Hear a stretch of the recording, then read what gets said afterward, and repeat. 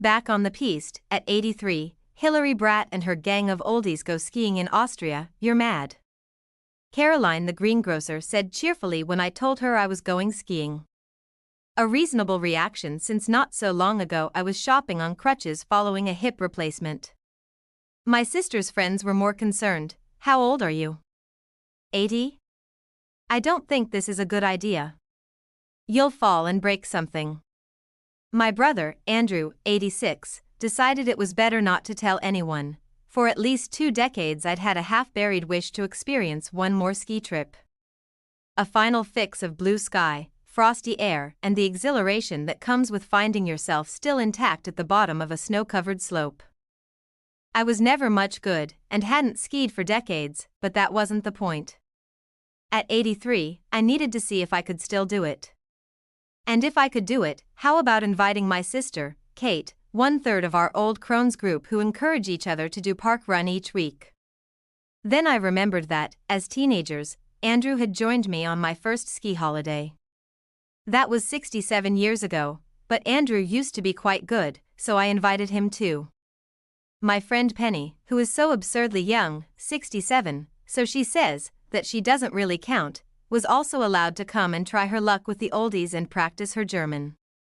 We all made an effort to get as fit as possible, but none of us had skied for at least 40 years. Seefeld, in Tyrol near Innsbruck, was our chosen destination, as it offers a variety of winter activities, assuming we'd survive our 2-hour lesson on the first day, which, to be honest, was all the downhill skiing we had planned, and is wonderfully free of après-ski malarkey. It attracts families rather than partying youngsters, and is typically Austrian, with onion-domed churches and chalet-type houses. Our base was the friendly, family-run Hotel Helga, and we ate at a different restaurant each evening. We call this Kaiser Wetter, said Janina, our guide, when I remarked we couldn't believe our luck at waking each morning to cloudless skies, warm sun, and plenty of snow for early March. We were all pretending just to be excited, not worried at all, as we took a bus to the ski area. It was full of young people and families carrying skis and glowing with vitality. I thought I caught the young man helping us with our boot and ski hire rolling his eyes at the challenge. I was sure I'd fall over as soon as I moved. But I didn't. None of us did. Our instructor Ulrich, who had been pre-warned of our ages, smiled bravely as we stomped towards him. We were talking a bit too loudly, smiling too broadly. Perhaps trying to postpone the moment when we had to clamp our feet onto the skis. Inwardly, I was sure I'd fall over as soon as I moved. But I didn't.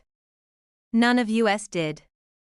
Ulrich was very patient, giving us enough time at each stage of the lesson to gain in confidence. Modern skis are much easier to manage, I discovered, shorter, lighter, and rounded at the front than the long, cumbersome things I remember from the 60s that always made me fall off the ski lift. We knew we would not be trusted on a lift of any sort, so assumed we would laboriously herringbone up the hill and slide down, falling over in the process. That's how it was in 1958. But here there was a wonderful new device. A travelator, or moving walkway, that conveyed us effortlessly to the top of the gentle beginner's slope, which was cluttered with fearless children. We were the only adults. Modern skis are much easier to manage, I discovered, shorter, lighter, and rounded at the front than the long, cumbersome things I remember from the 60s that always made me fall off the ski lift.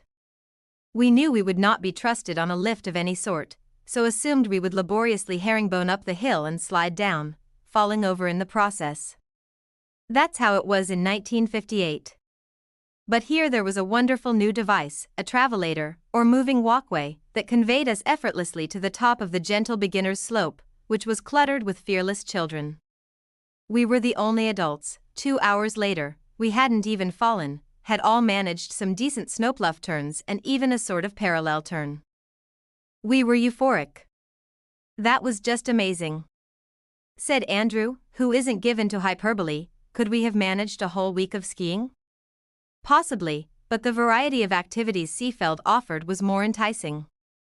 There were hikes around various lakes, buses giving us access to ridiculously picturesque villages, and the winter hike to the Hammermuseln, 4.6 kilometers, and sled back down, as the information pack casually described it.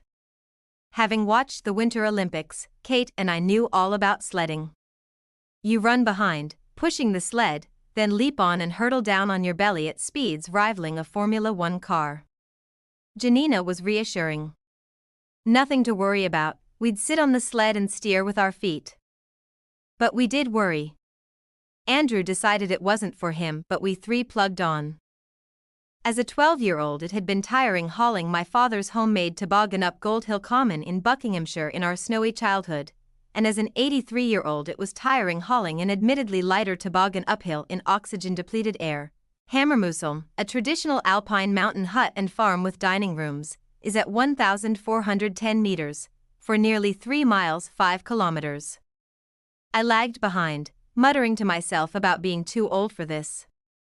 The glühwein and goulash, in warm sunshine at the restaurant at the top were restorative, but the descent couldn't be postponed forever. A man in a scarlet onesie skidded by shouting something over his shoulder about Kate.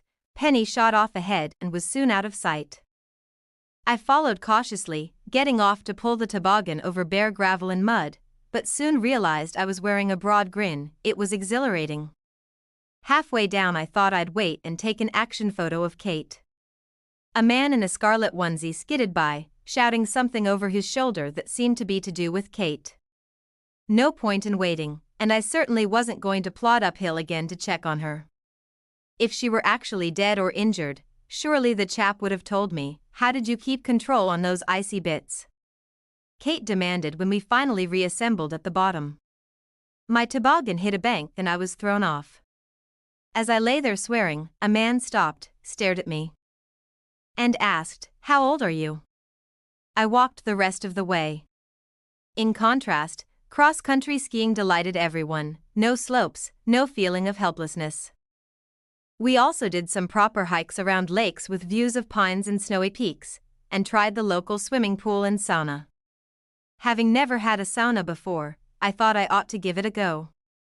It was all very strange and a bit alarming, with mixed-sex naked saunas the order of the day. I hired a toweling dressing gown and went exploring. In an apparently empty room, opaque with very hot steam, I sat down gingerly in my nakedness and took in my surroundings.